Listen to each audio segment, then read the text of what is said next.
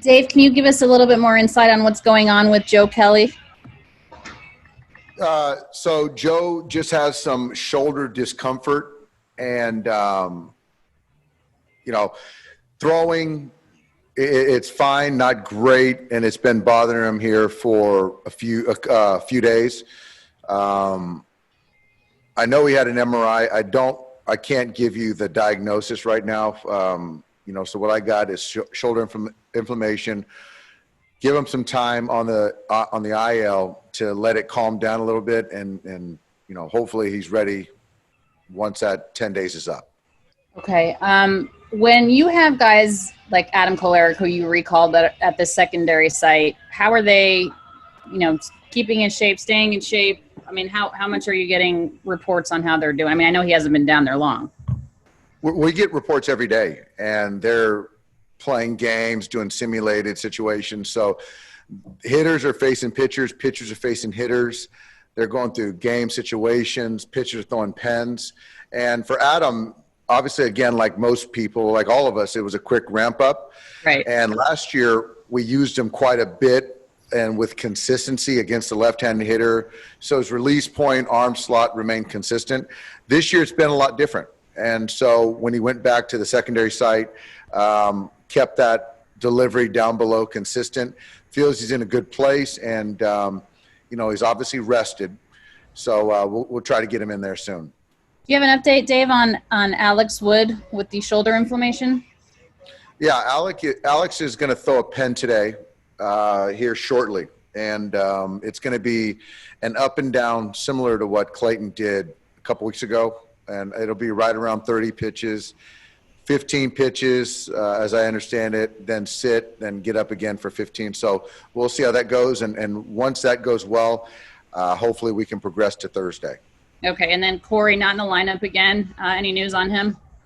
Just continuing to progress. And so we're just giving him treatment. He's moving around better. Yesterday I saw him, was in pretty good spirits, moving around. I'm not sure when he's going to get back on the field and start kind of running around, taking some ground balls, let alone taking swings. So, once that day comes, we'll have more clarity. And finally for me, Skip, back-to-back catching days for Will Smith. This is the first time this year a catcher's gone back-to-back. What did you like about him in your lineup today? I just think that he's got his legs under him. Both catchers do now. And so now you can kind of start to ramp it up a little bit more as far as workload with Will. And Austin will be in there tomorrow. But as it stands, I see Will catching 3 or 4 this series. And, we'll see what happens going forward. Okay, thank you. Next question is from Jorge Castillo. Go ahead. Hey, Dave, just wondering, what's the status of Kelly's appeal? I think today was the appeal, the hearing. So I would assume that in the next couple of days we should have a result. So we'll keep you posted. Okay, and just with Corey, at what point? Again, I think I asked you this last week about bets. So, what point do you have to start thinking about maybe just placing him on the injured list? Yeah, I think that's fair. I think, as I understand it, it's a 3-day. You potentially could backdate. But as far as the active roster, fortunately, with the versatility we do have, it's not as imperative. So we're trying to, net out not having Corey for 4 or 5 days, but potentially having them for 4 or 5 days. That possibility versus, not having them for 10 days. So we're kind of trying to weigh it. And right now we're certainly managing and we feel okay about it. And then with Joe's injury, the shoulder, a lot of guys, pitchers across baseball, the numbers are up when it comes to that kind of injury, or at least going on the IL for it. It happened to Alex, obviously. Just your sense, do you think this is a coincidence, or do you think, the quick ramp up and the shutdown has a lot to do with it? I don't think it's coincidence. I think that the short ramp up is a part of it as far as league-wide injuries or ILs. Fortunately, I think that Alex's situation, Joe's situation, very benign, short term. And I think we do a very good job of managing workload. And I think over the last, few years, as far as that injuries, especially in the first month of the season where most of the pitcher injuries do happen, we've done a good job. But yeah, in baseball, I think it's over. It's a high number as far as, the injuries in the first couple of weeks. Thank you. Yep. Next question is from Bill Plunkett. Go ahead, Bill. Go ahead, Bill. Hey, Dave. With Alex, you mentioned if it goes well today, he'll do another session on Thursday. Does that mean you now have a timetable for when he might be coming back? No timetable. I think it's just more of Thursday would be the next progression, and that would be a simulated game facing some hitters. I don't know if it would be, here against some of our guys or going to the secondary site. But this is the first part of the progression, doing the up and down bullpen. And then the next thing would be that simulated. And I don't know right now how many innings that simulated game would be. But, once we get through this today, hopefully, Thursday will be more clear for us. And I imagine making it easier is you must be pretty comfortable with the 5 starters you've got right now. Is that fair to say? Absolutely.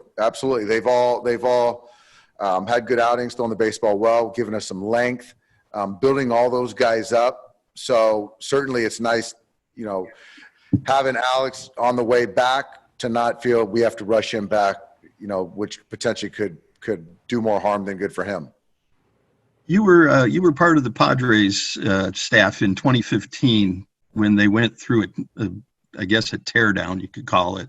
What was that experience like? And are you at all surprised how they appear to have rebounded to contender status now? Not surprised. I thought, obviously you get Tatis as an A-ball player, a young A-ball player in the Shields trade. You go out into free agency and sign a couple key bats in Hosmer and Machado. And, they've got some young pitching that's come. You sign Garrett Richards on a 2-year deal and, have him for 1 year essentially after recovering from, I think it was Tommy John. So they've done it the right way. So not surprised, a lot of talent, homegrown, some trades, some free agents, but it's a fun team to compete against. When did you see Tatis for the first time, and when did you realize he was going to be a special player? I saw him a little bit, some video in the minors, I think when he was in AA.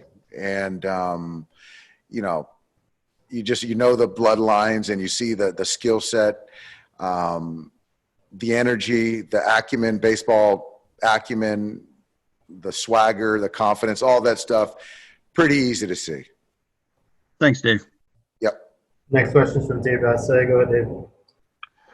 Dave, people are still talking about that pitch that Dustin made to Machado the last time they faced each other. How many times have you looked at that, and is that one of the best pitches you've ever seen? Best is relative, but as far as 97, 98, started as a strike, ended up at Machado's back foot. Pretty impressive what Dustin can make a baseball do. It's going to be fun, and it's exciting to watch Dustin mature as a big league ball player. And I expect many more throws like that, in his future. Dave, what's the challenge not only for Dustin, but for your entire pitching staff? I know on a normal season you play inside the division 19 times, but to have this quick turnaround, to see the same teams within less than 7 days, what's the challenge as far as the cat and mouse game? That's exactly what it is. It's cat and mouse. And I think that obviously your hand. They know what pitch mixes you have. Now it's how you sequence it. And there's certain things that you understand ultimately how you want to get a hitter out, but how you get there is the fun part. And so we know that Machado, Tatis, these are aggressive hitters, Hosmer, how you still get ahead. So it is an advantage if on the margins, probably to the hitter, to see a pitcher shortly again. But I still think that with Dustin, with his mix, with Ross, with his mix. You got to kind of sequence a little bit different to hopefully get the same result. Thank you. Yep. Got a question from Eric. Steven, go ahead, Eric. Dave, when we talk about the 3-batter minimum, a lot of the talk is, lefties facing lefties and righties. But on the other side, Dylan Floro, he has pretty extreme splits as a right-handed pitcher. What have you seen from him this year against lefties and just overall? Well, I think overall his stuff is better.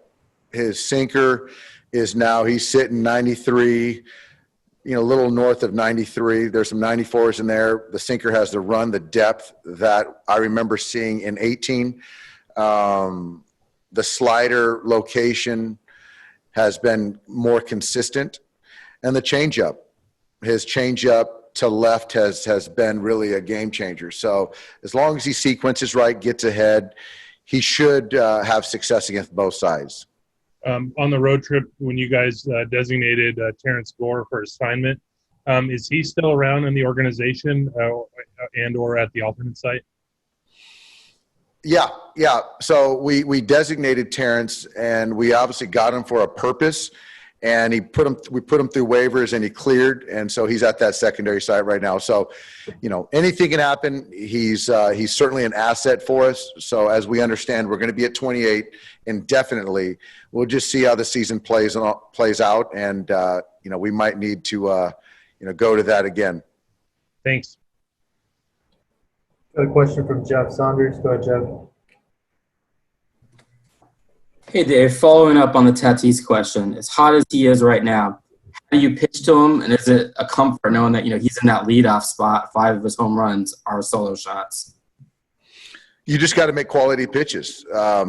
He has the ability to slug. If he gets on base, he can steal a base. So, there's no pitching around him, and you've got some obviously some talent behind him as well. And on the road, you're probably going to see him 5 times. So that's not something that, I don't think any pitching staff welcomes, but you just got to keep making pitches. Great. Thanks, Doc. Enough time for one more. Go ahead. Dave, we've talked about the Marlins situation, but it seems like this Cardinals situation is getting a little crazier about the day. They're not playing, I think, at least till Friday. And, Manfred, I think, has said that they're not going to play 60 games. Just what's your thought on a team not reaching 60 games, or multiple teams not reaching 60 games in this already kind of strange season? Well, it's a strange season. I still stand by the fact that since we are playing baseball, it's a win, and that's obviously not including the Cardinals right now. It's unrealistic. It's not going to happen, like the commissioner said, 60 games. But I just think that we just got to kind of come to terms that whatever messaging, whatever baseball decides on what warrants postseason play or, being a part of it, qualifying for postseason, if it's winning percentage, whatever it is what it is. And I just don't think that we can read too much into it because, again, we're playing baseball.